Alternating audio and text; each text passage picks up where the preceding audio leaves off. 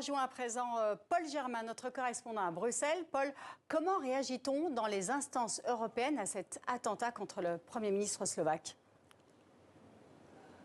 Eh bien, tout le monde, Charles Michel, Roberta Metsola, la présidente du Parlement européen, Ursula von der Leyen, tout le monde condamne bien sûr cette tentative d'assassinat de Robert Fico. Et pourtant, il n'avait pas que des amis. Son retour au pouvoir l'an dernier a fait trembler de nombreux dirigeants européens qui le surnomment d'ailleurs le mini-Orban. Mais à la différence de Viktor Orban, Robert Fico est étiqueté à l'extrême gauche. Son parti est d'ailleurs membre du groupe socialiste ici au Parlement européen, mais comme Viktor Orban, eh bien c'est un populiste pro-russe et au début de l'année, il avait même mis en doute l'existence de la guerre en Ukraine. Alors bien sûr, tout ça peut alimenter la thèse du complot. Russia Today, la chaîne russe, a d'ailleurs immédiatement déclaré que c'est l'Ukraine qui est derrière tout ça, que c'est l'Ukraine qui a essayé de faire taire Robert Fico et ça fait très peur à l'Union européenne, peur que cet événement soit utilisé pour nourrir la propagande russe. Et puis il y a une autre peur, celle de voir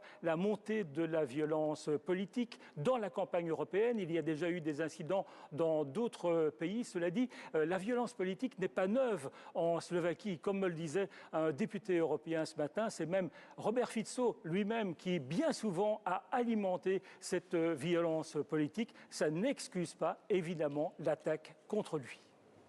Merci Paul pour votre intervention.